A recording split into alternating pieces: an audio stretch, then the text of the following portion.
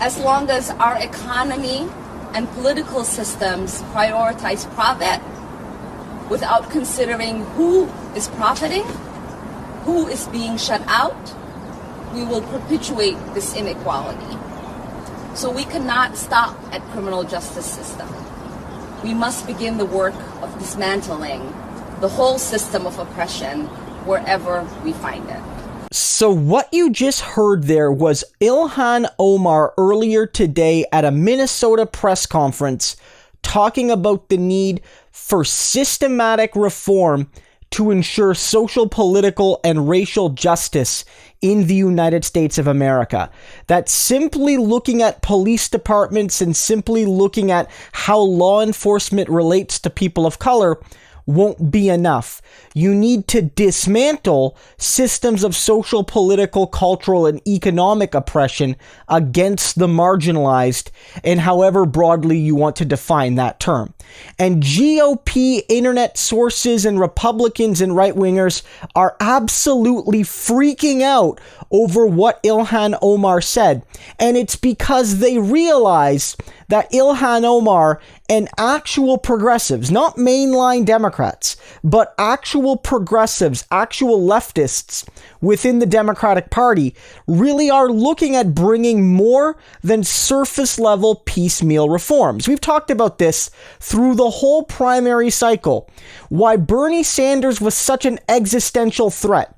It wasn't as if some of the other candidates wouldn't here and there have done good things. Warren might have done a couple good things, for instance, but only Bernie was the one looking at the actual foundation of the American house and saying, the beams are rotten. Painting won't fix this. New tiles won't fix this. A new door hinge won't fix this. We need to fix the foundation, and that's going to be a more complex, a more challenging, and a more controversial repair, but it has to happen. And Ilhan Omar is saying the same thing. You cannot solve racial and economic inequality in the United States through piecemeal, one-off, superficial reforms. You need to look at how wealth is generated, who gets it, from which class and which community and which race and with it and which ethnicity benefits from the systems as they are right now, because that will perpetuate into everything. When you want to talk about criminal injustice, that cannot just be about the surface level interactions between police and between citizens of color. That's not good enough. By all means, don't ignore that. By all means, the protests that have been sparked by George Floyd and other cases similar to George Floyd are absolutely vital, and they are related to that. But Ilhan Omar, along with other progressive people, along with other leaders from marginalized communities, have been very wise to say, look, we gotta do those surface level things, but not as an end unto themselves.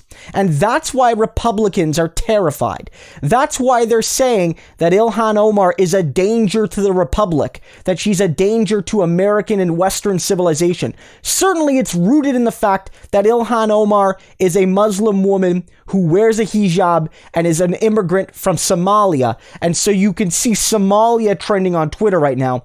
Basically, the implication has always been about Ilhan Omar, especially all the women of the squad, but Ilhan Omar especially, that she's not really an honorable and loyal and patriotic American because she had the gall to be born somewhere else and still be critical about the United States and its shortcomings. But make no mistake, the GOP might not like Nancy Pelosi and they might not like other mainline Democrats, but they're not terrified of them. They're terrified of progressive people building a multiracial alliance of working class people, of young people and old people, of all people striving for justice.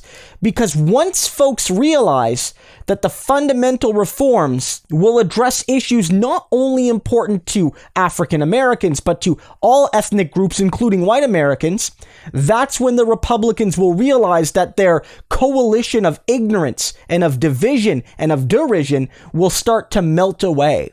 And they're worried that Ilhan Omar's words here will actually start reaching people without a biased, hateful, discriminatory lens on it. Because they're sharing the exact same clip I shared with you, and they're sharing it as if the walls of Rome are coming down. They're sharing it as if, this is the end of America, that Ilhan Omar is saying this. But to me, and to a lot of progressive people, to a lot of people that look to a brighter future in and beyond the United States, this is the start of a better country. Ilhan Omar is proposing the start of a better socio-political economic order where everyone will have justice and where we address the problems that face society holistically. Frankly, she should have been a little bit more explicit, I think. I think she should have said, look, we worry about profit and who profits and how that perpetuates itself within the criminal justice system.